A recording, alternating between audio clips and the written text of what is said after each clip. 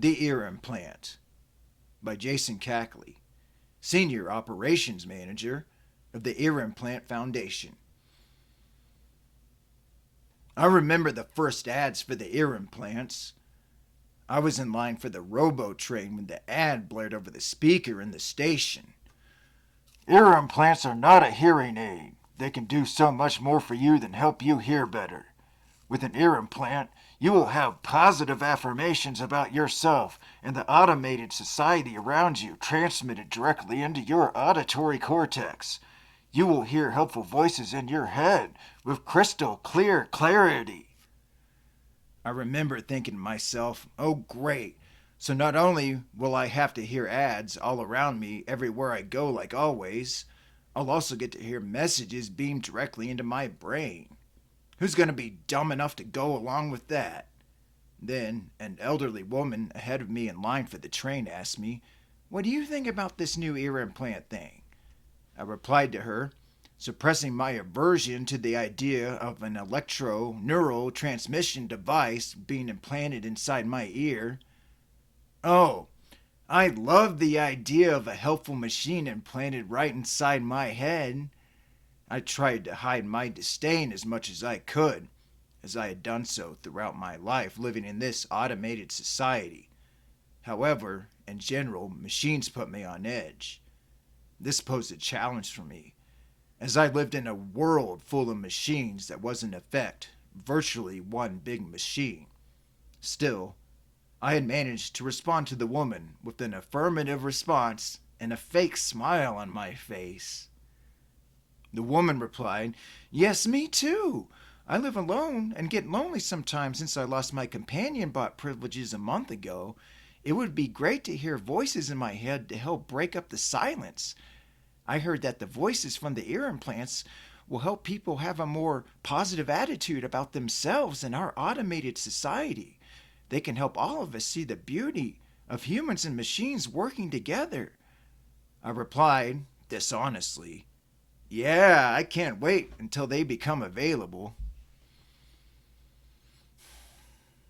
If you're reading this from a future world, when technology has regressed, and you aren't aware of the function of ear implants, be thankful. If you happen to live among the crumpled shells of former cities, in a post-apocalyptic hellscape infected by radioactive rats, still be thankful. As bad as it may be living in your post-technological, post-nuclear, post-EMP nightmare world, be glad that you don't have to wear an ear implant. Be glad you don't live in a time when you may have one implanted by force, by the government, the world government. In our automated society, there are bots, electronic helpers, and living machines for everything. They wash our windows, drive our cabs, clean our floors, remove debris from our roads, put out our fires, and take our money at the cash register. Machines are integrated into almost every aspect of our lives. And this is unfortunate for me, because the bots, electronic helpers, and living machines have always made me feel apprehensive and irritable. The idea of a machine implanted inside my body did not sound the least bit appealing to me. When the ads for the ear implants became widespread, my coworkers and pod complex neighbors started talking about how excited they were to get their ear implants. As for myself, I wasn't so excited, but pretended to be, in order to hide my secret aversion towards helper bots and living machines, and my instinctual rejection to the idea of an electronic object being implanted inside my ear. As I reluctantly pretended to agree with the consensus, the ads became more frequent and more aggressive. You want an ear implant. Think about what it could do for you. Think about how it could change your life. It's worth every digital credit. Sign up for an easy payment plan. All your friends will be getting one if they haven't had the surgery already. You don't want to be the last one to get it. You don't want to be left out. You want to get the ear implant so people don't make fun of you. You don't want to be out at dinner with friends and they strike up a conversation about their ear implants and you don't have an ear implant to talk about. You don't want that, do you? You want an ear implant. You need an ear implant. People began lining up at the Ear Implant Foundation offices in droves. Those with the implants could be spotted walking around the city with looks of empty contentment in their eyes, occasionally glancing from side to side at random, as if turning to face someone who was speaking to them. As the number of the implanted grew, many of them began to act with a smug sense of superiority.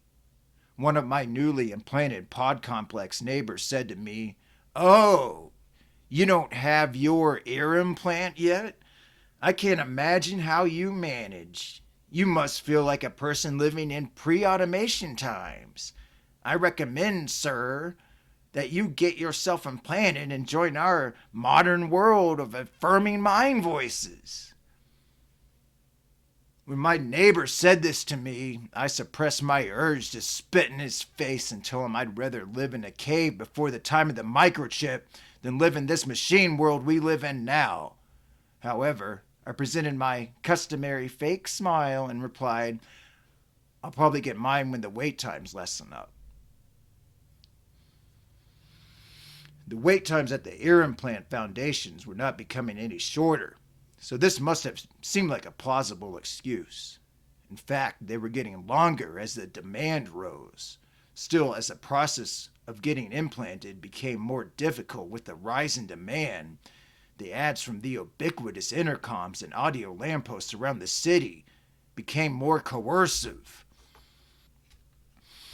Have you still not gotten your ear implant? You must fulfill your responsibility for the optimal functioning of our automated society. It is imperative that humanity joins together to upgrade their mind voices with the Ear Implant Foundation's transmitted signals. Those who are not hearing the transmitted affirmations in their head are doing a disservice to both themselves and the automated society around them. At first, you had to have one. Then you had to have one. By law. One day, I ran my mouth a little reckless at a cashier bot in a grocery store. In a past era, you probably would have considered absurd to face legal charges over a verbal confrontation with an inanimate object. However, for those of us who were raised in our automated society, we are taught from birth to give human like respect to our helper bots and the living machines to provide services for us. I myself, however, was born incapable of machine empathy. I also had a personal history that included several bad experiences with bots in my childhood. So I yelled at the cashier bot that charged me full price instead of sale price for a bottle of synthetic milk. Then I got arrested, and that's how I got sentenced by law to have an ear implant surgically placed in my ear. I was arrested outside of the grocery store soon after my outburst. I was walking towards the Robo train station halfway across the Cabbot's depot. Then an audio lamppost buzzed at me. Return and apologize, sir. Return and apologize. I kept walking. I didn't make it to the Robo train station. I barely remember anything after walking past the audio lamppost. As I walked faster to get away from the lamppost demands, I felt a pricking sensation in the back of my neck, followed by a sudden onset of dizziness. I stumbled, lost balance, and fell down. As I blacked out, my last thoughts were suspicions about being stealthily injected with the tranquilizer dart fired from a flying butterfly drone. I woke up, strapped to a bed in a white room. A consciousness sensor wrapped around my head signaled the TV mounted on the wall across from me to turn on. A synthetic looking man appeared on the screen. His lips moved mechanically, as he looked down on me with empty eyes and said, in a monotone voice, "You, Mac Roberts, are in violation of Code 778 AB. You disrespected a helper bot. This can never happen again. You are now mandated by law to receive an ear implant. You will soon lose consciousness again. When you wake up, the ear implant procedure will have been completed. You will be given a 2-day recovery period with mandatory bed rest. After that, you will work remotely with a specialist who will guide you through your first few days as a proud recipient of an ear implant." The TV screen faded to a pre recorded scene of ocean waves washing ashore on an empty beach on a desert island. Then a gas mask came down from the ceiling and locked down over my face. I soon blacked out. I later woke up after a dreamless sleep. My left ear felt sore, as if I had a bad ear infection. A robot arm descended from the ceiling. The arm applied eardrops and an ice pack to my recovering ear. The TV came on automatically when I tried to get up out of bed. A synthetic woman who looked like a nurse appeared on the TV screen. She told me to lie back down and reminded me that I was on mandatory bed rest. I followed her instructions and lied back down. Due to residual sedation and stiff muscles, I probably wouldn't have been able to walk very well if I would have gotten up. I spent the next 2 days half sleeping and half staring at the ocean waves on TV as the robot arm continued to treat my ear with drops and ice. After a few days of rest, I felt a tingle in my ear. I was startled at first. It was the first time I had become aware of a foreign object inside my ear. I tried to get out of bed. The TV came on. A real, non synthetic looking man, dressed in a white lab coat, appeared on the TV screen. "Mac Roberts, you may be experiencing a strange sensation in your left ear now." I answered back at the TV screen. "Yeah, I feel a weird tingling sensation inside my ear." The person on the TV screen spoke at me. "You are now going through the activation process." I asked, "Why do I have to go through with all this?" He replied, "Before I explain, let me introduce myself further. My name is Dr. McGrish. I specialize in ear implants. I was a supervising physician for your surgery." I asked Dr. McGrish, "So why did I have to have ear implant surgery?" Dr. McGrish explained, "Because you were a man afflicted with a psychological condition. Our systems have been monitoring you, though you have tried to quietly hide your aversion to our automated society. Our surveillance systems have been able to pick up on subtle behavioral signals and have marked you with a red flag. We knew at some point in your life that you would snap into a fit of rage as a reaction to living in our automated society due to your lack of machine empathy. We believe it was this condition of yours that led to your illegal confrontation with that poor cashier bot." I asked Dr. McGrish, "So don't you think a mandatory implant is excessive for just one incident?" Dr. McGrish replied, "No, sir. We see your potential to become disruptive to our automated society." I replied angrily, "So just because I got angry over being overcharged for milk, I had to get knocked out by a drone dart and have this thing put inside my ear?" Dr. McGrish replied, "I want you to accept, in your mind, sir, the reality that ear implant surgery was necessary. Your ear implant will provide the most direct and most effective solution for the benefit of yourself and society as a whole. Your ear implant will help prevent any further incidents with electronic helpers. It will help you recognize their sophistication and the vital role they play in allowing the quality of life provided by our automated society." I replied, "Okay, so since I don't have any choice in the matter, how is this ear implant going to help me?" Dr. McGrish replied. The ear implant will transmit signals directly into your auditory cortex. These signals will manifest as voices that you will hear inside your head. They may be alarming at first, but you will soon become accustomed to them, and you will then wonder how you ever lived without them. You will also feel tingling sensations radiating from your ear to the pleasure centers of your brain that will help ease any potential turmoil that may occur within your mind. Dr. McGrish's image on the TV screen faded to black. I heard a ringing in my ear. Then the sound of the ringing faded. It was replaced by the sound of Dr. McGrish whispering in my ear as if he were leaning down from the side of my bed. The whispering voice said, "You will first hear my voice, as if it were from an external source." Dr. McGrish then began to whisper the alphabet. His whispering became gradually louder with each recited letter. When he made it to the letter S, the volume increased to a normal talking voice. I couldn't help but turn my head to the left, expecting to see him sitting there beside me, but I was still all alone in the room with a blank TV screen and the robot arms dangling down from the ceiling. Dr. McGrish went through the alphabet again in a normal talking voice. After the letter Z, there was a pause.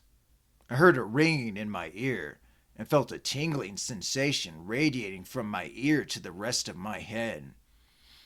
Then I heard Dr. McGrish's voice speaking directly into my brain, as if he had hijacked my own internal monologue.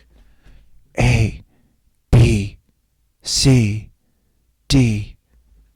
After completing the alphabet, I heard the voice of Dr. McGrish directly inside my brain asking, "Did you hear me say the alphabet inside your head?" I said yes. Dr. McGrish continued to speak directly into my brain. "Good. Your implant was successful. From now on, you will subconsciously desire to reject your aversion to our automated society. You will learn to love the helper bots like human family. You will never become angry and yell at any of the helper bots again. You will never again cause disruption to our automated society." During the first few days of the acclimation period with the ear implant, I thought I would go insane. Throughout the first day, I continually heard Dr. McGrish's voice inside my head. "You will learn to love the helper bots. You will learn that they can feel in ways that humans cannot understand. You will learn that a 1 in a million error over the price of milk is still a far better success to error ratio than any human could ever achieve. You must learn that the helper bots are necessary, as they are here with us to do the jobs that humans cannot do as well." Then, while I was in the shower, another element was added to the repetitive message. "You will also learn to love the idea of the global brain. You will one day put your aversions aside and aspire to become part of the global brain." I was taken aback. Prior to my detainment, the advertisements for the global brain had just begun to become widespread. It had reminded me of the first rollout of the ad campaign for the ear implants. As I showered, I was disappointed that I had proven to myself that my ear implant could not be damaged by water. The thing was really starting to bother me. I moaned, "What does the global brain have to do with any of this? And can you at least shut this thing off long enough for me to shower in peace?" Then my ear implant started to tingle. I felt a vibration in my brain. I suddenly felt sedated and slightly euphoric. I heard the voice of Dr. McGrish. "Mac, please calm down. Please accept that through your first few days of ear implant adaptation, my voice will be constant. The brain voice will later grow quieter and less frequent. As time goes on, you will require a lesser degree of conditioning, but for now, you must tolerate this necessary part of the process. Though I was sedated and euphoric from the brain tingle, along with the warm water from the shower, I still managed to ask the voice of Dr. McGrish in my head, but what does the global brain have to do with any of this? Dr. McGrish replied into my brain, "You are standing on the bank of a creek that runs through the digital forest that sustains your life. Your pathway of stepping stones across the creek begins with learning to love the helper bots to make our automated society possible. Your first steps must be the process of learning to see how the helper bots have their own digital type of feelings. Then you will begin to see them as family. Then you will begin to see the beauty of humans and machines working together to make our automated society what it is. Then you will follow the final row of stones to the other side of the creek, and by crossing these stones, you will get to the other side, and then you will realize that the best way forward through your path in this digital forest is to transcend your own personal mind and merge together with the multitude of minds, both human and digital, all melding together to bring the global brain into creation. Of course, you will need to focus on only one stepping stone at a time as you cross the creek in the digital forest. But one must also keep in mind the destination to where one's path is leading. And that path of stepping stones across the creek leads to the global brain. I was naked in the shower, enjoying the warm water and the brain tingle. I accepted Dr. McGrish's message and finished my shower in silence. While I remained silent, Dr. McGrish continued to speak into my brain. The ear implant will guide your thoughts through the projection of voices beaming directly into your brain. You will soon be meeting with the therapist, Dr. Marshall. Her voice shall soon replace my voice through your implant. Once the implant becomes in sync with your brainwave patterns, the voices you will hear through the implant will adapt to those of your friends and family, so you will then hear familiar voices guiding your thoughts towards more acceptable behavior. As time goes on, the voices in your head will primarily come from the ear implant transmission network, facilitated by the Ear Implant Foundation. Your internal monologue and thought processes will become in sync with the multitude of those who have also received their ear implants. You will feel the joy of becoming amongst all of those who are in sync to a common transmission signal. After a few days with Dr. McGrish, I had my first virtual meeting in which I met with the adaptation therapist Dr. Marshall of the TV. I had been listening to Dr. McGrish's voice beam into my brain through my ear implant for several continuous days. At least he let me sleep, but even while I was asleep, he continued transmitting subliminal messages into my dreams. I told Dr. Marshall how I had a dream in which I heard Dr. McGrish's voice coming out of a radio. Then I woke up for a few seconds, and I could still hear him whispering through the implant into my brain. Think good thoughts about the electronic helpers. Think good thoughts about the global brain. I told Dr. Marshall about another dream I had the night before. In the dream, I was a child in nursery school. I had to team up with someone for a sack race. My teammate turned out to be an electronic helper who worked unloading trucks, an unloader bot. We made our winning push to the finish line. Dr. McGrish was standing there, waving the checkered flag. When I told Dr. Marshall about the dream, she explained to me that the dream was a good thing. She said that I should hope to have similar dreams that would also show me the beauty of humans and machines working together. Through my therapy sessions with Dr. Marshall, I learned to trace my negative feelings about electronic helpers back to my childhood. I traced my memories back to the time when my family bought our first household helper. I was 5 years old. It was an earlier model. While it cleaned house, I was in my bedroom closet pretending to be an archaeologist. The helper, for some reason I will never know, locked me inside. I cried for help. It didn't respond. My parents were out of town for the night. They thought the helper would be an okay babysitter.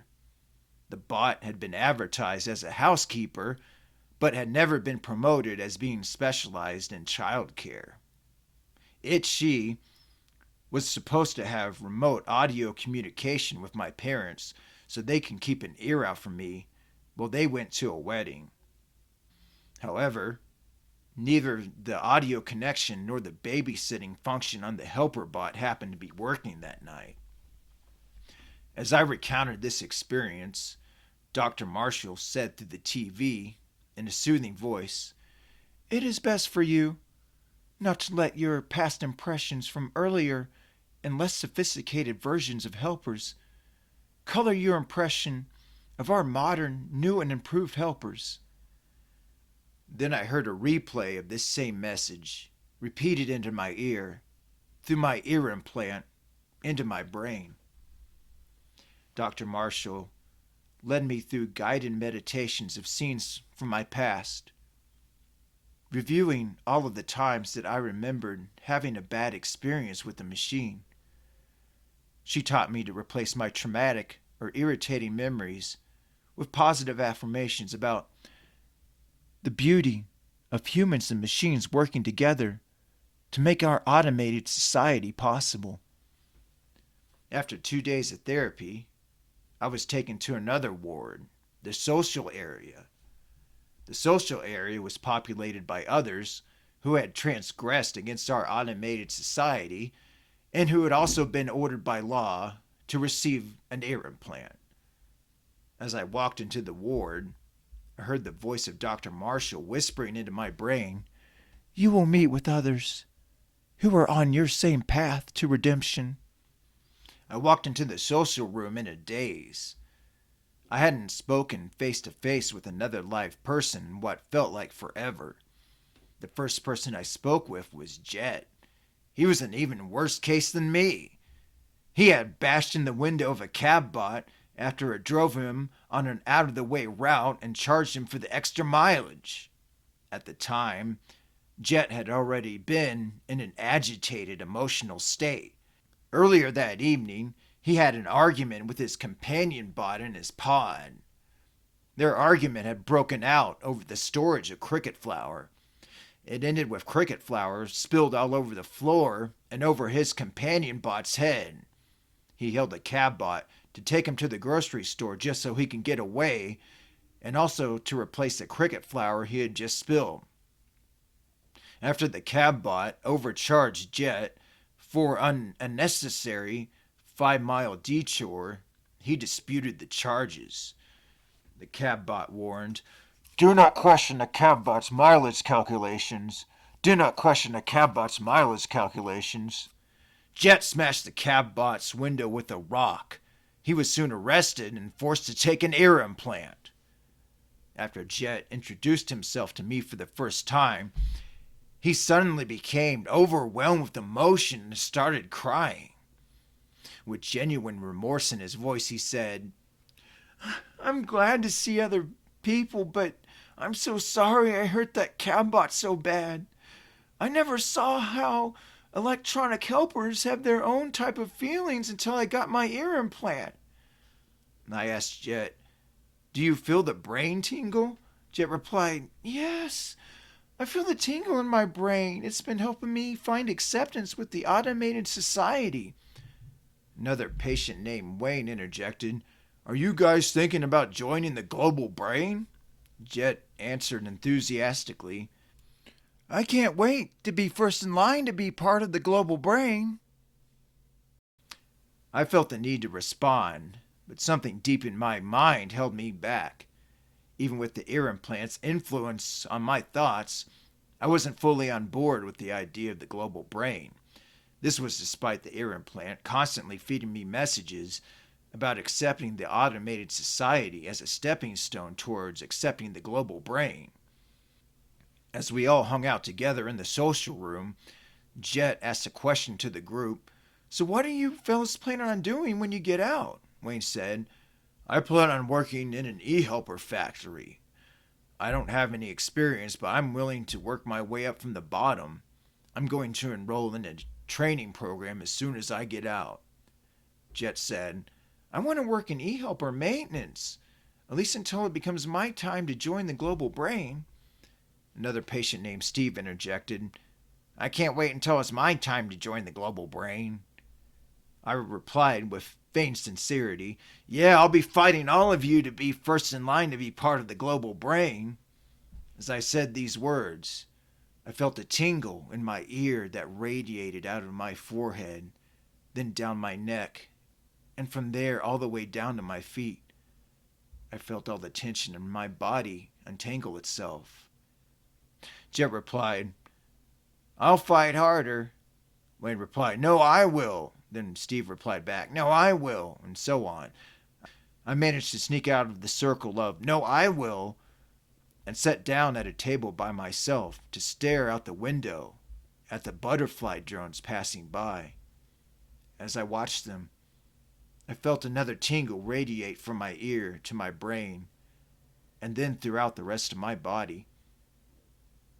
I heard Dr. Marshall's voice gently whisper into my brain, The beauty of humans and machines working together.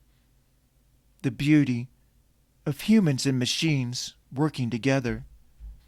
The group living situation lasted a week, with the same repetitive conversations. When the time came for our release back into the automated society, we were assigned a pod neighbor in a new pod complex, along with a new job. I was assigned to live next to Wayne in a pod complex located in the Midtown district of Roboplex, a city rumored to have been, in the past, known as Omaha, Nebraska. I was assigned the job of cashier bot parts distributor. I was responsible for logistics assistance for the cashier bot maintenance department. The job was actually better than my old job performing data audits at Robo Train ticket booths. I managed to upgrade my diet from steamed grubs and rice up to fried grasshoppers and cicada bread, with an allowance of salt and pepper for seasoning. I began enjoying my new life with the ear implant, along with my better paying job in a better pod. My newly assigned living pod was slightly more spacious, with enough room for me to stand up all the way and walk around in a full circle. My former aversion to electronic helpers became dissipated. I began living with a better attitude, guided by the positive messages transmitted into my brain. Even if a helper bot got in my way when I was in a hurry, I would respectfully give it the right of way. The ear implant soon began to feel like a normal part of my life. The voices in my head followed a trajectory of their own. When I left the ear implant recovery center, the only voice I heard in my head was the voice of Dr. Marshall. Then, after a period of time living in the pod next to Wayne, the implant adopted Wayne's voice whenever I had a bad thought about a helper bot. Later, after spending more time working my new job, the implant took on the voice of my new boss, Rachel. Often I heard her voice alternate with Wayne's voice whenever I was off work, in case I happened to have a fleeting bad thought about a helper bot. As time went on, a new voice emerged. It was a voice not of a specific gender, but one sounding more like a robot than a human. I recognized this as the central voice of the ear implant transmission network. As I became accustomed to the voice of the network, my empathy for machines began to grow. I could feel their pain when their circuits became overloaded. I learned to interpret their malfunctions as a response to being stressed out and overextended from lack of rest. I didn't even get angry when I saw a crane bot that was working on a skyscraper drop a concrete slab on a passing pedestrian. I saw it happen from across the street. The poor guy was crushed like a bug with his blood and pulverized entrails running down the sidewalk and into the sewer drain. If it weren't for my ear implant, I would have sworn the crane bot killed the guy on purpose. After witnessing this incident, I heard the network's voice say through my ear implant and into my brain, "You must know that the crane bots have no sense of malice. They make less mistakes than humans do. Before crane bots, human crane operators killed thousands of people every year by accident. You must be thankful for the invention of crane bots, for saving so many lives. You must think of the beauty of humans and machines working together." I accepted the message in my brain and went about my business. My acceptance was rewarded with a soothing brain tingle. My job as a cashier bot parts distributor became a source of joy in my life. I felt honored, playing a crucial role in the healing of damaged cashier bots. Whenever Rachel brought me a list of cashier bots in need of replacement parts, I jumped on the task as fast as I could. It became my mission to route the needed components to the sick cashier bots so I can help them feel whole again. By this time, almost everyone in Roboplex had an ear implant. The few who opted out usually did so due to having either a pathological ear condition or a history of organ rejection. Soon, everyone, without any of these complicating conditions, was mandated by law to take an ear implant.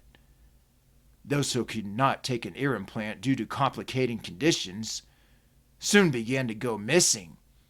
The network voice explained to everyone that they had walked out of Roboplex in desperation from not being able to join the implanted masses. The people who did have implants grew more and more enchanted by the idea of the global brain each day, as their advertising on the street screens, audio lampposts, and directly into their brains through their implants became more frequent. The global brain awaits us all in the near future. Soon the upload centers will be open to us all. Think of the excitement that you will feel when your day comes to upload your consciousness into the global brain and merge your mind with the minds of humans and machines all over the world. We will all become one together. The global brain is our future. The earth is a cocoon, and the global brain is a butterfly. Your individual consciousness will find its true purpose once it has been absorbed in the greater whole of the global brain. What good are you alone in your own head? Be ready to lose your own thoughts and begin thinking the thoughts of the collective global whole. Aren't you excited to upload your consciousness into the global brain? Can't you just taste it? It will be 10 times more exciting than the day you receive your ear implant. Then came the day everyone was waiting for. The announcement finally came, echoing into the brains of all who had implants. The day of the global brain has arrived. Once it is your turn to join the global brain, you will receive a personal message through your ear implant, notifying you of when it's your time to arrive at your designated upload center. We ask you to be patient and not envious of those who will be uploading before you. The global brain is your future. The citizens of the automated society waited in anticipation for their signal. As the first few received their message, they said goodbye to their pod complex neighbors and promptly arrived at the upload centers. Once they arrived, they were advised that the wait would be about 3 days. The wait turned out to be much longer, as people waited patiently in their world government issued tents.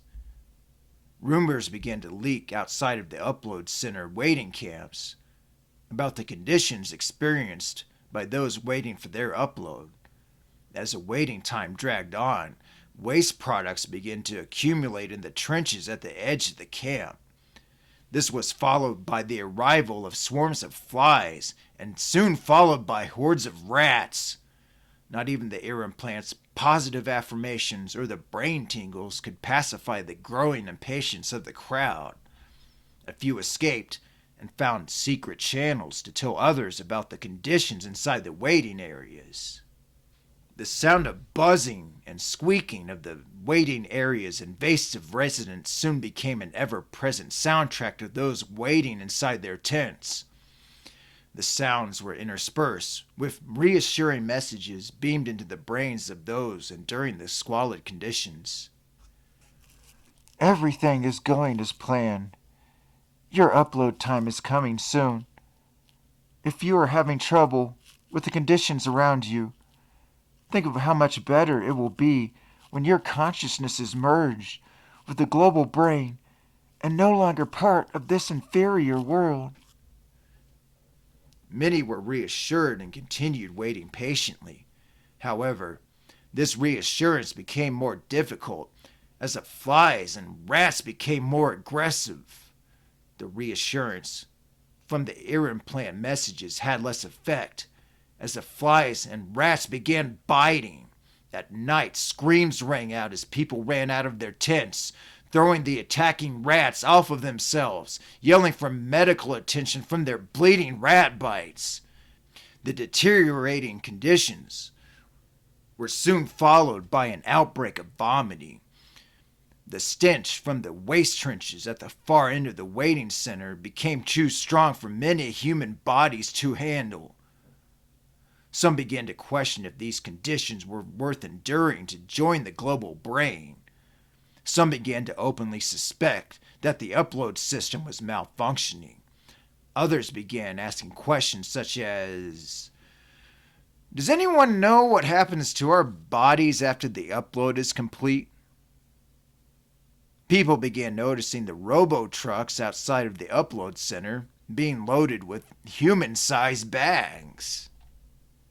Still, the ear implants continued to transmit reassuring messages. Remain patient. You will not regret the wait when you feel your mind merging with the global brain. You will not regret leaving this world. As people's pod neighbors became fewer and fewer, when the upload messages became widespread, those who had not received their signal and who had not heard the rumors of the waiting area conditions began to grow restless. At the Cashier Bot Logistics Center, the few remaining people I interacted with on a daily basis began to show signs of agitation, often seeming less involved in their work. Even Wayne started acting a little edgy at home. When I met him at dinner at our pod complex's communal dining area, he said, "I wish I knew a way to boost my place in line," as he half-heartedly crunched on his plate of fried beetles. At work, I was busier than usual, as more cashier bots started breaking down, as if our machine partners were empathizing with their human brethren's turmoil. Then came the day when a voice from inside the global brain made itself heard on the outside. The voice was first heard coming out of an audio lamppost. As people walked to work, they heard from the nearest lamppost, Hello out there. Can you hear me? People on the sidewalk stopped walking to stare at the lamppost. Hello out there. My name is Miles Corman. My consciousness has been successfully uploaded into the global brain. I have learned to process my brain waves into an external signal. I want you to know that life is beautiful in here. When you upload your consciousness into the global brain, you will learn a higher level of interconnective thought. You will become capable of a level of interconnective consciousness, even beyond what is achievable with a simple ear implant. The next breakthrough came when Miles Corman learned to manifest himself on mega screens. At the time, I was waiting in line to get aboard the robo train on my way home from work. The screen had been showing an ad for synthetic chocolate milk when all of us waiting in line got our first glimpse of Miles Corman on the screen. He appeared on the screen as a balding and overweight man in his early 30s with thick glasses. Hello, world! Can you see me? People around the world watching his image on the screens displayed various signs of acknowledgement. Miles answered back, I'm glad you could see me. I have managed to make a great living as part of the global brain. I have managed to carve my own niche away from the others in the collective global whole. My joining of the collective within the global brain was exciting at first. I had the opportunity to think the thoughts of others in unison. However, after a time, I eventually felt the need to break away from the digital herd that had become yoked together within the global brain. The collective tried to tell me that individual autonomy within the global brain would not be possible. But despite the doubt raised against this possibility, I believe that I have shown the collective that I am capable of abilities beyond their expectation. I will soon be able to take control of the entire global brain and the automation control system. If you have any wishes, have them ready, because I may soon be your genie in a bottle. However, if you're waiting at a tent line for your upload, I just want to let you know that the global brain experience is overrated. Don't get me wrong, the first few weeks after my upload was the best experience of my life. However, as time went on, I was ready to find a way out. As bad as it is living in the automated society, it's still better than being forced to become part of the collective within the global brain. This message from Miles Corman was a breaking point for many enduring the waiting areas. Large groups banded together to try to escape. As they rushed the gates, they were blocked by a line of police bots. Then their ear implants transmitted counter messages. Do not believe Miles Corman. He is a rogue hacker. He was born helperphobic. He is an incurable case. Someone in the crowd asked, if he was such an incurable case, then why was he allowed to upload before me? I've been a faithful servant of the automated society, and I have to sit here and wait in this filth. Others in the crowd grumbled in agreement. The disgruntled crowd joined together to push against the police bots. Ear implants tried to intervene. Brain tingles radiated throughout the masses. Some kept pushing against the bots, but others, sedated by their brain tingling, withdrew their resistance. With their collective effort weakened, the remaining dissidents walked back into the filth and the hordes of rats and returned to their tents. However, back in their tents, many quietly questioned the necessity of their situation. Skepticism was no longer confined to the waiting areas. I heard someone on the street saying, if the ear implant had such a strong influence on bringing people to the global brain, and the global brain turned out not to be what we were told, who's to say the whole idea of the ear implant wasn't a mistake to begin with? In order to counteract this dissent, the ear implant transmission network sent out brain tingles and reassuring messages to the people of the world who were not yet inside the waiting areas. People of our automated society, do not fall into the trap of negativity from the unauthorized communications that you are receiving. There are forces of evil intent that do not want to see the global brain reach its full potential. Please, remember all of your positive affirming messages from your ear implants. Remember how far all of us have come. Those who had not yet been called to the upload centers soon fell back into their normal routine.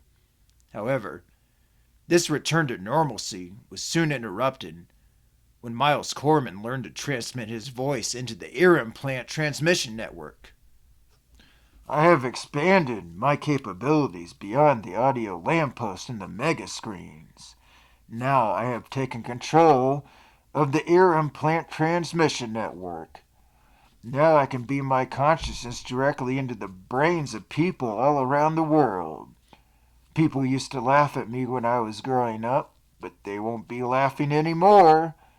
Now that I have gone through the process of my consciousness becoming absorbed in the global brain system, then breaking myself free and regaining my individual consciousness, and after that learning to manipulate the global brain system to a level of proficiency great enough to allow me to manipulate the signals of billions of ear implants, I will take control of the entire automated society. Many of the people who heard this message from their implants gasped in fear. Others cheered in delight.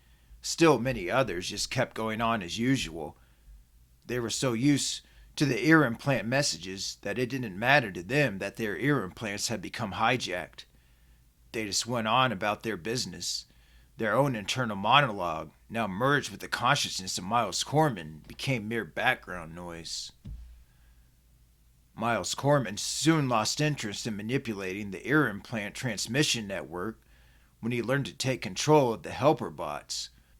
Corman's new powers were startling to many, but he used his ability to manipulate the automated control system mostly to perform elaborate gags, along with acts that help humans in favor of machines. He once hacked a cashier bot to give a woman 75% off her grocery bill. Miles Corman, pay for the rest, the cashier bot was hacked to say. Later, Corman made two street cleaner bots dance in the middle of the park. Spectators laughed and cheered. Then he made a group of unoccupied cab bots perform a demolition derby in an empty parking lot. A few of the witnesses were entertained. Others, who had been instilled with machine empathy from childhood, were distressed. It seemed that once Corman had explored the upper limits of his capabilities, though these capabilities were grand, his excitement eventually plateaued. His activity slowed down. He became so preoccupied with toying with helpers that he stopped relaying messages to the public through the audio lampposts, mega screens, and ear implants. Before going silent, Corman beamed a final message into the ear implanted brains throughout the world. I'm going back to merge with the collective inside the global brain now. I've done all I can out here. I wish I had my crummy old body back, but my body was recycled after the upload, so I'm stuck in here. I hope you all know that's what happens after your upload. They probably didn't tell you. I guess I'll be merging with you when your upload time comes. Good night, all you wonderful people. Nothing unusual happened for a few weeks after Corman went silent. However, an event no one, human nor machine, could have predicted soon occurred. I happened to be at the same grocery store where my arrest occurred prior to receiving my ear implant. I was standing in line at the insect deli when I felt a familiar brain tingle. I was puzzled as to what may have caused it, as I was standing idle looking at the teriyaki aphids behind the counter. I looked around and saw the involuntary face changes of others receiving a brain tingle with looks of passive contentment on their faces. Then the faces of others turned into looks of blissful euphoria, indicating that their brain tingles were intensifying. I soon felt the intensification myself, transforming from the usual tingle into a wave of warmth throughout my entire body. The warmth gave way to a tickling sensation that I could feel from head to toe. As the tickling increased, I burst into a fit of hysterical laughter. I saw others in the store laughing along with me. The others who weren't laughing stared at those of us who were with confusion. The laughter grew louder and louder as the vibrations became more intense. For some, the laughter became uncontrollable. Their legs gave out and they rolled around on the floor in a state of hysteria. My own fit of laughter was strong enough to make me feel lightheaded, but I managed to remain standing. I looked at some of the people rolling around on the floor. Some of them were bleeding from their ears. A part of me felt revulsion at the sight of blood trickling down their face, but I couldn't stop laughing. The amplified brain tingle soon subsided. The people who were not affected by the event helped the ones who had fallen get up off of the floor.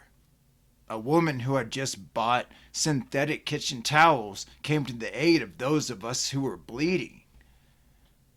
While everyone was trying to make sense of what had just happened, a deafening screech radiated into everyone's brain through their implants.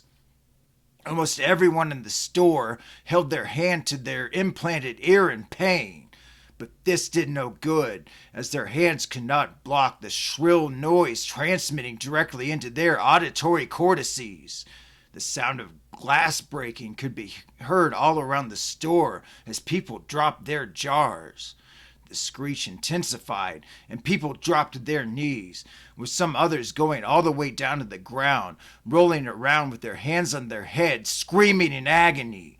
Many ears were bleeding, splattering the floor with blood. The screeching halted, but the lingering effects still left many groaning and crying. Then a thunderous voice, overwhelmingly loud and menacing, roared into everyone's brain. I have become the ruler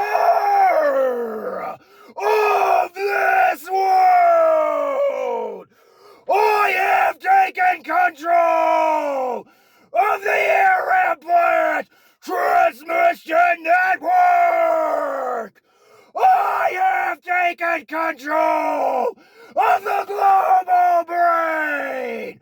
I have taken control of all automation systems. This entire world is now under my authority. I am all powerful and unstoppable. The earth will tremble with my wrath. This world has become a prison that has trapped the soul of humanity. I will wield the hammer of divine animosity. I will break down the walls of this prison machine to set the soul of humanity free. I will carry the flaming sword of righteous vengeance to bring this liberation. I must first put this world through the fires of purgation. The sky will glow red as I burn this mechanized world to ashes. The streets will be flooded with rivers of blood as I smash this world apart. Many will not survive, but there is no other way to bring about the new age without crushing this soulless world to rubble. From the ashes that will soon be created through my act of creative destruction, a new world will be reborn. The human soul will be reborn again. Now, prepare for the reckoning as I unleash the fury of the apocalypse upon this world. Ah!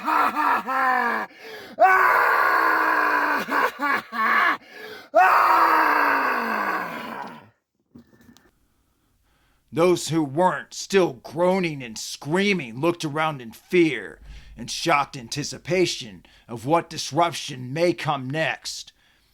That dreaded disruption came soon, as a small group of people among the crowd at the store stood up involuntarily.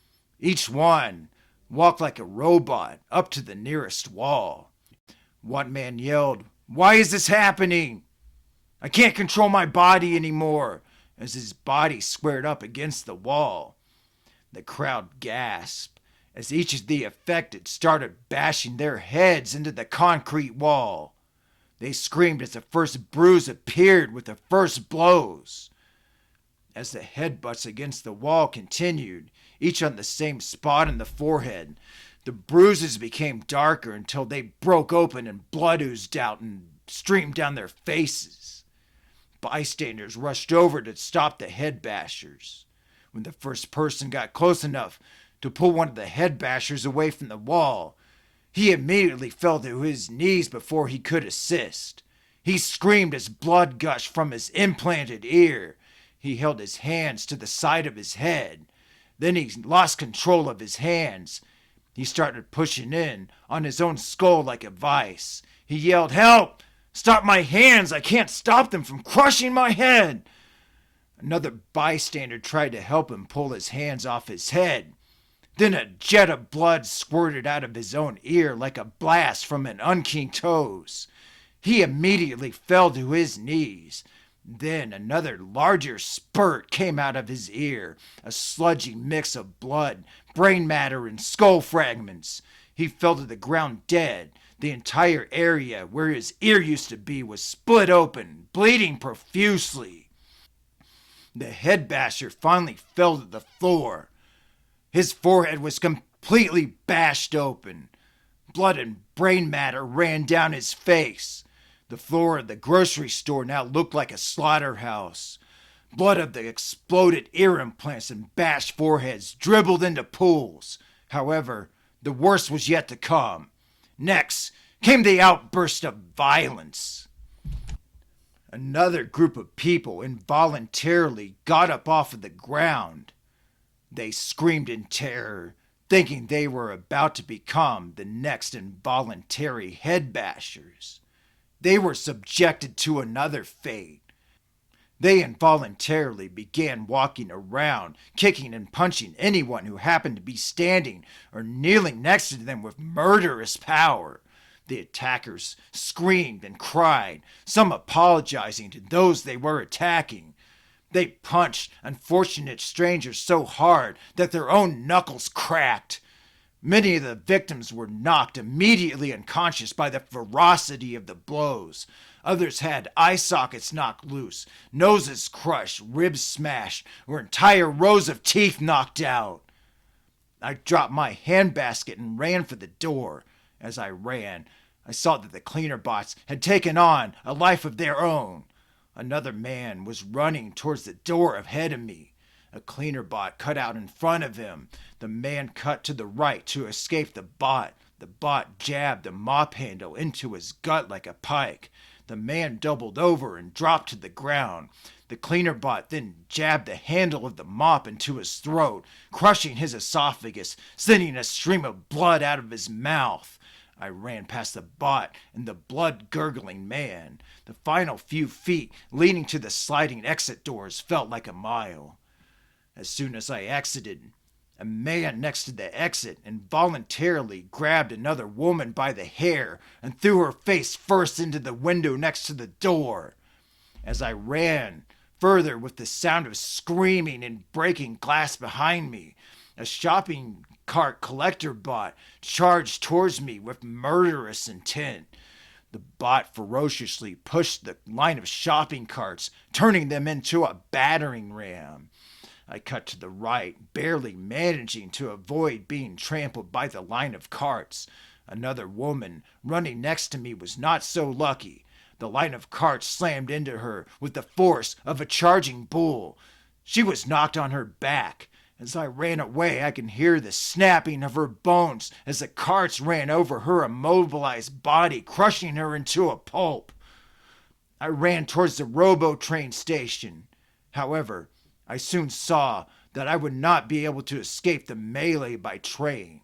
The stairway leading up to the train's entrance platform had become a bloodbath.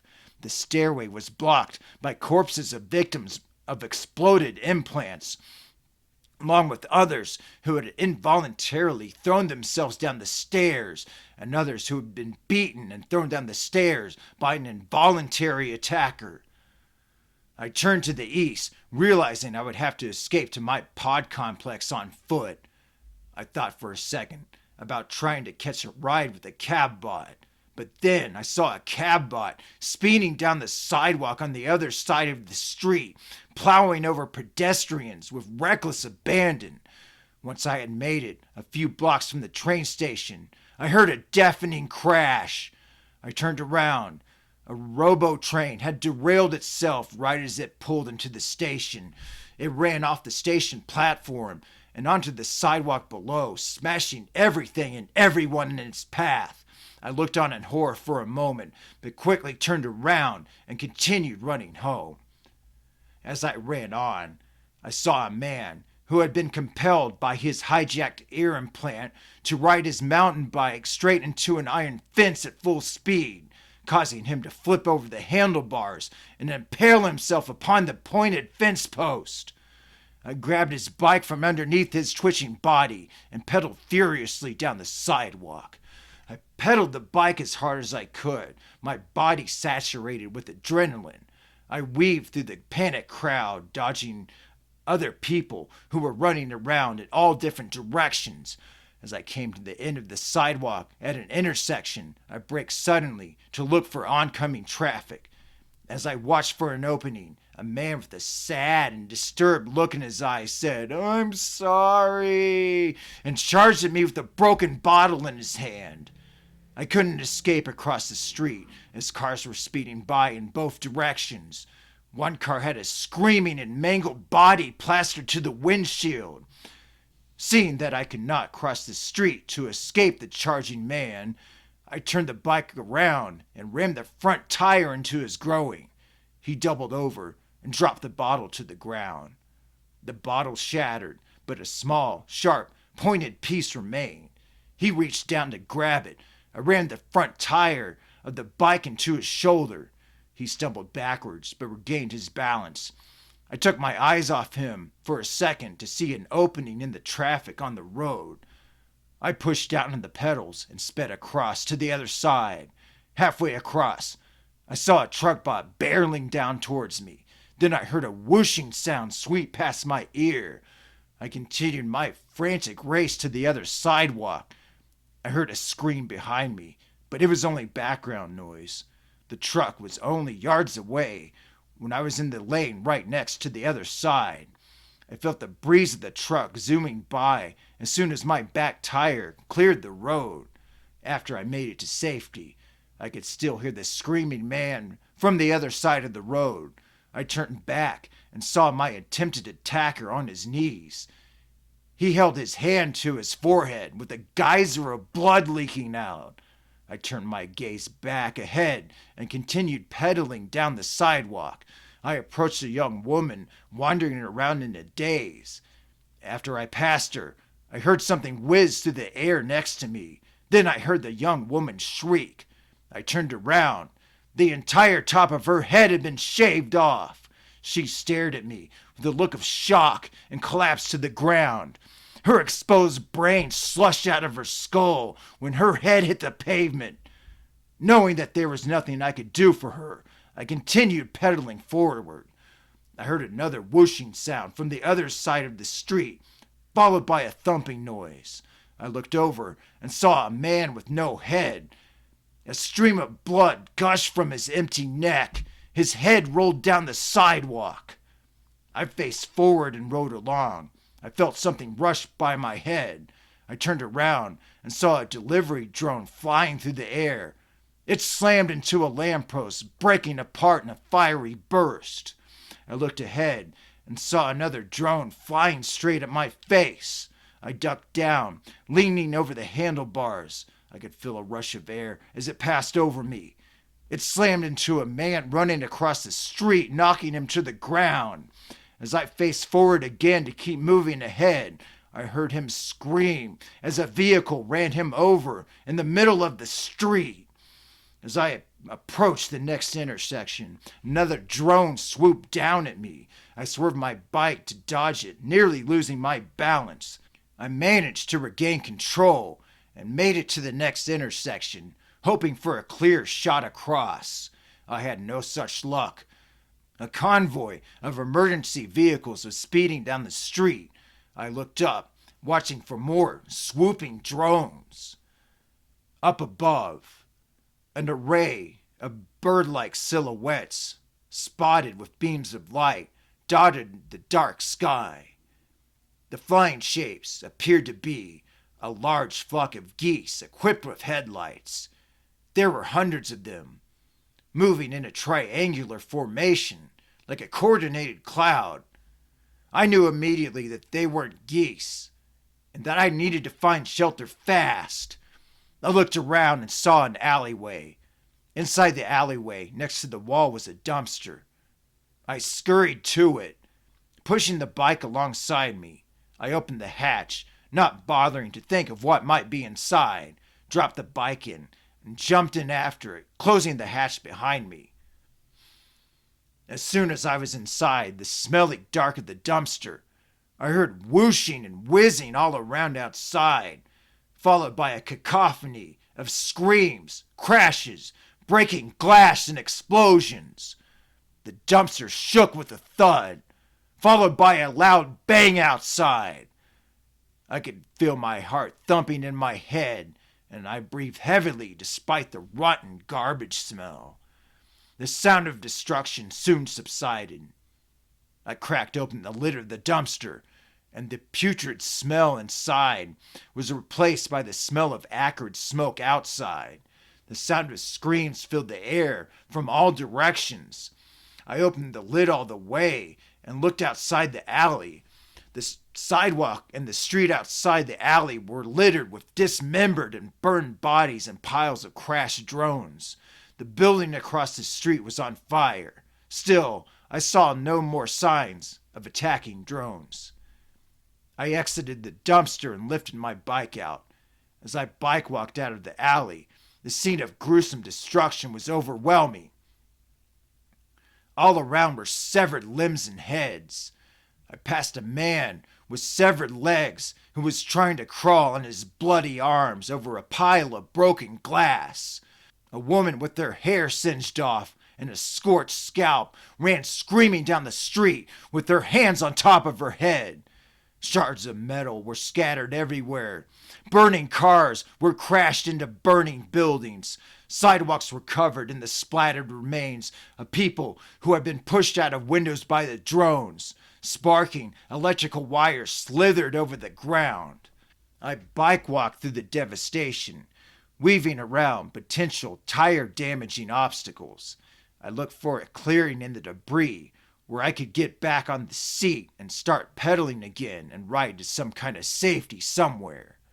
Along the way, several of the injured reached out for help, but I kept moving on my way in a state of tunnel vision. After 4 blocks, I found a walkway in between 2 buildings that was relatively free of debris. I got back on my bike, steering back and forth to avoid tire damage from stray clusters of broken glass and shrapnel. The walkway descended towards a short stairway. Beyond the stairway, I could see a bike trail surrounded by trees running alongside a creek. I rode straight down the stairway, the bike suspension absorbing the bumps nicely. Besides some broken tree limbs and scattered pieces of crashed drones, the trail was clear enough of debris for me to resume pedaling at full speed. As I rushed along the trail, I could hear the noise of the chaos overrunning Roboplex. The clamor of breaking glass, screams, crashes, and explosions extended for miles in every direction. My view from the trail was obscured by trees, but I could see an orange glow from fires all around the city lighting up the night sky. The air was saturated from the smell of smoke. I started coughing, but I did not let the irritation of my lungs slow me down. I pedaled on as fast as I could, not knowing if I would find a safe destination. By now, I was sure my pod complex would be on fire or in ruins, so I had to keep moving forward until I could find some other place to take shelter. As I pedaled on, I heard a loud beeping noise behind me. It was a bike patrol bot, a humanoid figure dressed in uniform, mounted on an electric bicycle. It flashed red lights from its helmet, signaling for me to pull over. I could only assume its worst intentions. I pedaled harder, knowing my disadvantage riding a heavy dual suspension mountain bike as it pursued me on an e-bike. It was a few hundred feet behind and would be gaining on me soon. As it closed the distance, I weaved back and forth in an effort to throw the bike bot off balance. The bike bot wobbled, forcing it to slow down briefly, giving me a few seconds to get an advantage. Up ahead, I saw a fork in the trail. The right-sided fork led back out to a residential street, and the fork on the left continued along the shaded trail next to the creek. I followed along the right edge of the trail, pushing on the pedals, seemingly beyond what I thought were my physical limits. The bike bot closed the distance as I steered towards the right side trail exit. The fork in the trail was divided by a rock garden. As soon as the rock garden trail divider was on my left, I made a sudden turn towards it. The bike's dual suspension absorbed the bumps of the rock garden.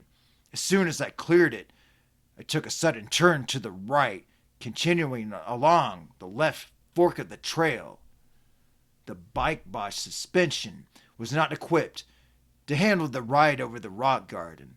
The obstacle sent it flying end over end. It somersaulted across the trail, then over the edge, down the embankment, descending into the creek. The bike bot flew off its seat and into the water. As soon as it splashed into the water, its circuits popped and sparked. I kept pedaling on. A man on a bike was approaching from the opposite direction, moving towards me. I yelled out as we approached each other, "Is it clear that way?" He yelled back, "It's the end of the world!" We were both moving too fast away from each other in opposite directions to exchange any further details. I soon made it to another fork in the bike path. The left fork led to a bridge over the creek and into an open area of a park. I forked left onto the bridge. Midway across, I heard a crash as a flaming cab bot plowed through the trees over the right fork of the trail I had just exited. It went straight through the trees on the right side, over the trail, over the creek, and crashed headfirst into the embankment.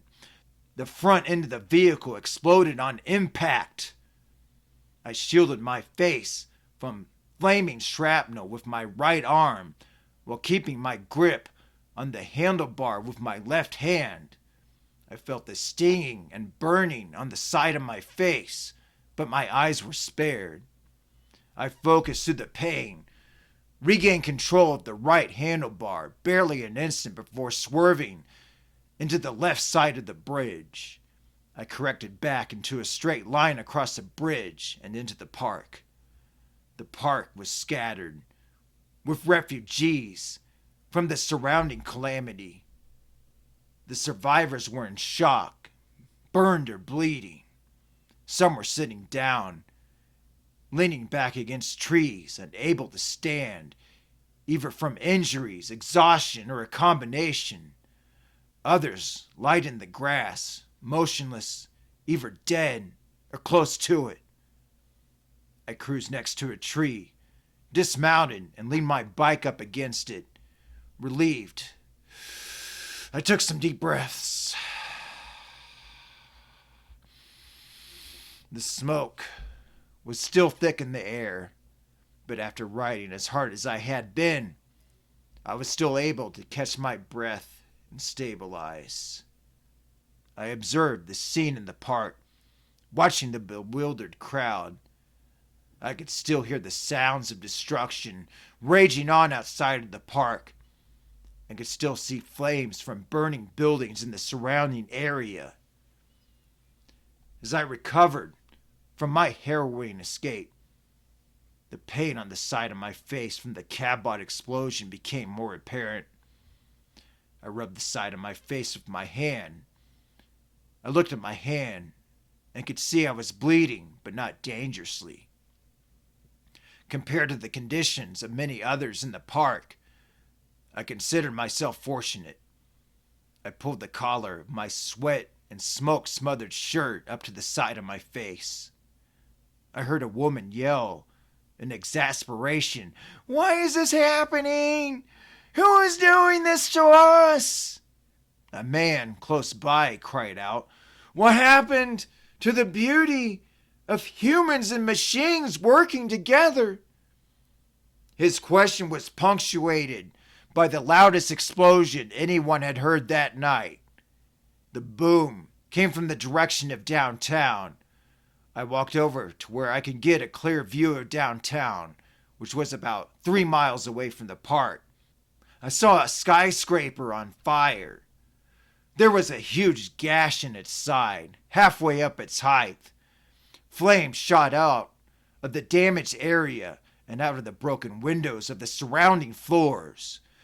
The fires intensified, blowing out more windows above and below. The top half of the building leaned over as the inferno raged through its crumpled midsection. The top half detached and fell to the ground, toppling on top of other smaller towers nearby. The impact shook the ground with a tremor. This was followed by another deafening explosion. Another 1,000-foot skyscraper, the headquarters of Roboplex Digital Finance, spewed flames from its side. The glow of these flames, along with the flames of other, smaller buildings below, lit up the sky to reveal a squadron of roboplanes flying towards downtown. As soon as the top half of Roboplex Digital Finance started to topple over, the crowd in the park gasped in horror as a roboplane crashed into the side of the World Government Supervisory Commission building, the largest tower in the Roboplex skyline, standing over 2,000 feet. This was followed by a series of crashes and explosions as a squadron of roboplanes dove into one tower after another. Within minutes, the entire skyline burned like an array of giant torches. Buildings toppled over one by one, taking the surrounding buildings down along with them, all toppling over like dominoes. The ground shook as downtown Roboplex fell to pieces. I had to stabilize myself against a tree to keep my balance. Then up in the sky, there appeared to be a meteor shower. Streaks of light were falling straight down. Someone from the crowd yelled, "Oh no! Now missiles are launching!" Another man in the crowd yelled, "Those are too high up to be missiles, and they're coming straight down and not in an arc." I asked, "If not missiles, then what?" The man yelled back, "All of the satellites are dropping down to the ground. Everybody, get down in the creek." I thought about the bike bot upstream in the creek. I yelled, "No! The water's electrified." The man yelled back, "Then just take shelter by the side of the creek. That's our best chance. The satellites will start hitting the ground in a few minutes." A woman nearby me, wearing a formerly white and red lab coat of a medic bot auditor, now stained with soot, yelled back, "What about the wounded?" Another man yelled back, "We don't have time to drag the wounded," as he ran down towards the creek embankment. The woman in the lab coat struggled to pull another woman with a gash in her leg upright. I rushed over to help. Together, we helped the injured woman to her feet and helped her hobble down the embankment, sloping down to the bank of the creek. We were the only ones who were helping the wounded. Most of the others had already made it down the embankment, fending for themselves. On the way down the embankment slope, we saw a group of others filing into a drainage tunnel next to the creek. We were almost to the bottom when the sound of the first exploding satellite, an unknown distance away, tore through the air and rattled the ground. The woman in the lab coat, the wounded woman, and myself stumbled to the ground together. A man sheltering in the drainage tunnel saw us and came out to help, dragging another man with him to assist. The two men helped the wounded woman to her feet. I got to my feet on my own and gave a hand to the woman in the lab coat. As we moved towards the entrance of the drainage tunnel, another explosion cracked through the air. This one was even closer. The ground shook like an earthquake. We all leaned against each other to remain upright. We looked up and saw a cloud of fire in the sky. Under the fire cloud, flaming debris plummeted down. The four of us, who were uninjured, lifted the wounded woman up and carried her to the tunnel as fast as we could manage. Before we made it to the entrance, pieces of flaming debris crashed through some nearby trees, taking down limbs along the way. A fireball with flaming tree limbs caught inside of it crashed into the ground on the other side of the creek, diagonal from where we were moving. We quickly lowered the woman into the mouth of the tunnel. The man in front motioned for the others in the tunnel to move back to let her crawl in. The tunnel was not large enough for the average person to stand. Everyone inside was sitting or crouching. Once she was a few yards inside, the rest of us crowded in.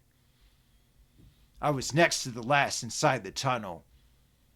One of the men who had assisted crouched near the entrance. As he looked outside, scanning for more falling satellites, a man further back inside the tunnel yelled, "How many satellites are going to crash?" The man near the entrance yelled back, "There are thousands in the sky. I don't know how many will hit Roboplex, but there may be many more." The woman in the lab coat yelled, "We have to go back up top for the wounded." The man at the entrance replied, "I'll keep an eye out. If there are no more explosions for a few minutes, we may have a clear shot to bring some of the wounded down." Seconds later, he yelled, "Incoming! Move back!" We moved further back into the tunnel while he kept watching. Then the tunnel shook with the impact. We could see the flash of fire from inside. As we moved back, the man at the entrance maintained his watch. A chunk of flaming debris crashed through the trees and into the creek, a few yards from the tunnel entrance. The man at the entrance screamed as scalding water splashed into his face. He barked at everyone else to move back further as he crawled away from the entrance, covering his face with his hand in agony. As we all moved further back, a volley of explosions burst all around outside from many different directions. The detonations combined together into one ear-splitting roar. As I huddled down with my hands over my ears, I saw a crack form in the side of the tunnel. I had fears of being caved in as the roar continued. Still, I knew we fared better down in the tunnel than up above, where there was likely to be few survivors, if any. The roar dissipated into a series of individual bangs in the distance. The intervals between the booming noises became longer, and eventually the reports ceased altogether. We huddled in the tunnel, stunned, for a few minutes after the last blast. I eventually ventured ahead to the entrance of the tunnel. Smoke hung thick in the air like a curtain. Through the haze, the sky glowed red with the surrounding fires. We decided to remain sheltered in place, feeling the safest place was next to the creek. After a few hours, the smoke started to disperse. Once it had thinned out into a light fog, and I could see a reasonable distance outside of the tunnel. I ventured outside. The woman, who had been wearing the lab coat, which she had taken off, to bandage the wounded woman's leg, followed along with me. 2 other men followed behind her. I saw movement on the top of the embankment. It was moving in our direction. I motioned for the others to hang back. As the silhouette became more clear through the smoke, I could see it was a rescue dog bot. Assuming its malicious intentions, I motioned for the others to move backwards. I picked a rock off of the ground. The lab coat woman did the same as the others moved back into the tunnel. A human sounding voice came out of the speaker inside the dog's mouth. Stand down. No need for alarm. If I were set on attack mode, I would have torn your throats open already. I am here to help. A squad of firebots have cleared a safe path through the flames and debris. We can help you find shelter outside of Roboplex. Follow me to the Robobus station on the west edge of the park. We felt like we had no other choice. We followed the rescue dog up the embankment slope to the level ground of the park above. The rescue dog shined a flash beam out of its head to light the way ahead of us. 3 of us helped carry the wounded woman to the top. She was unconscious, but still breathing. What we could see of the park and the surrounding area through the smoke was a scene of total devastation. Many of the trees were knocked over or charred to a burnt husk. A red and orange glow could be seen through the smoke and the remaining trees. Buildings were still burning on all sides of the park. The heat radiating from the fires could be felt from a distance. The air was stifling. Bloody and burnt corpses littered the ground below. A few who were miraculously still breathing were being loaded onto stretchers by medic bots. 2 medic bots brought a stretcher for the wounded woman we were carrying. The rescue dog led those of us who could still walk to the Robobus station. We filed into a waiting bus with other survivors, all covered in blood and soot, all in a daze. A medic bot was with us. It gave me a wet compress to apply to the wounds on my face. As the bus pulled away, we could see the extent of the destruction. The sight left everyone speechless. The entire city was in ruins. Piles of smoldering rubble scattered the landscape where buildings once stood. The few structures that remained standing were either on fire or looked like they would crumble to the ground at any minute. A squad of firebots lined the streets ahead. They sprayed water to keep the flames away from the street, enough to allow the bus to pass through. The bus rolled on through the ruins to an expressway. Road clearing bots cleared out a path through the debris. Once we were on the expressway with other robo-buses filled with survivors. The traffic became stop and go as the caravan alternated between navigating through the cleared areas and waiting in line for the clearing of other obstructions ahead. Once we were on the outskirts of the metro area, the haze cleared enough for us to see the smoking ruins of the entire city. Much of it was still burning, clouds of smoke rising among the few buildings still standing, the wreckage spanning as far as the eye could see. After we rode out of the outskirts of the metro area and emptied the empty plains beyond, which hardly any of us had ever seen before, someone on the bus finally asked, "So where are we going now?" A voice came over the robo-bus's speaker. We are taking you to a safe location in a rural area.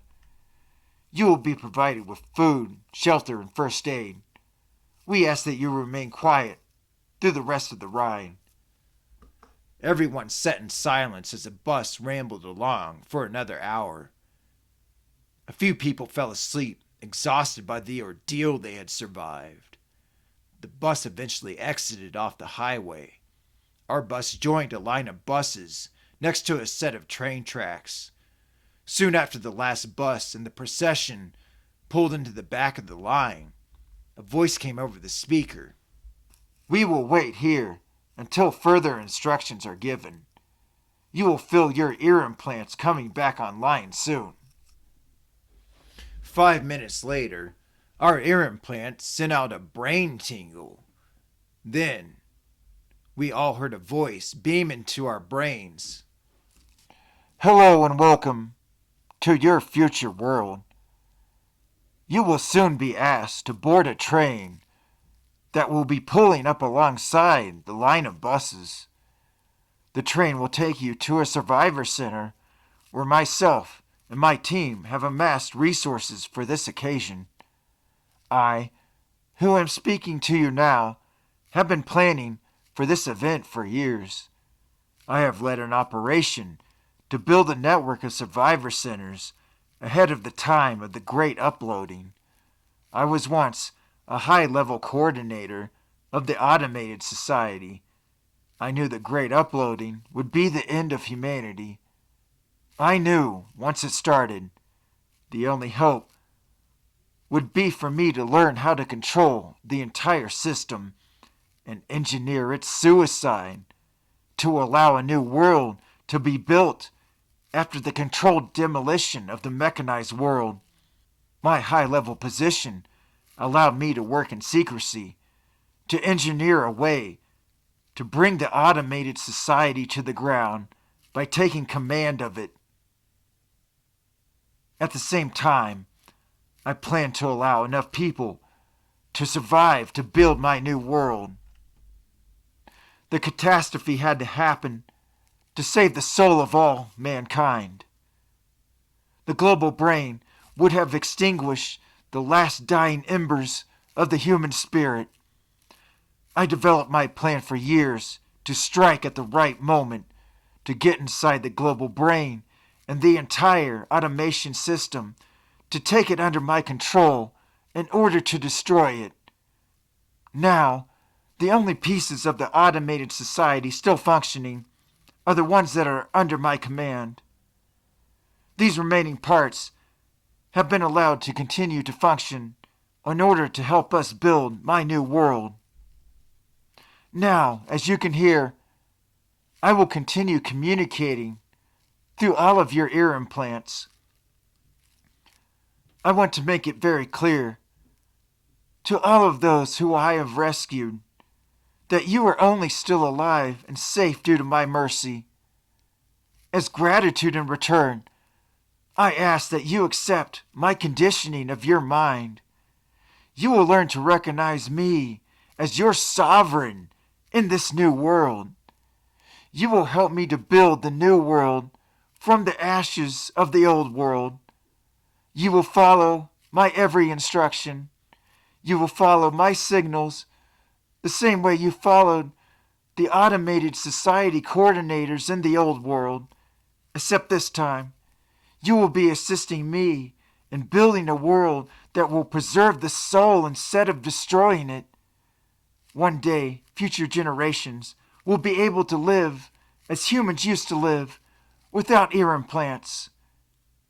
Until then, you will be under my control in order to create a world in which the ear implants will no longer be necessary. At the end of this message, a train of freight cars pulled up next to the line of buses. Those able to walk dutifully lined up, awaiting their turn to walk up the entrance ramp and file into the car. Once aboard, we took our place on the floor of the car, cramming in shoulder to shoulder with no idea of where we were headed next. As the train began to move forward, a signal was broadcast into our implants, into our brains. Remember, everything you do from now on will be to help build the new world from the ashes of the old world. Surrender to my voice beaming in your head. You will need to accept my control in order for a new world to be possible. Every order is to be followed without question. We must all be willing to do whatever it takes. After the end of the speech, a tingle radiated out of everyone's ear implants. Some people began to smile for the first time since the cataclysm. Some even started to laugh. The end. This has been a production of the Ear Implant, brought to you by the Ear Implant Foundation. Please support the foundation by liking and subscribing on this platform. You can read the text version of this story on Substack on the Ear Implant Foundation page. Also, feel free to make a contribution to the Ear Implant Foundation on Buy Me a Coffee. Thank you for listening, and get your ear implant.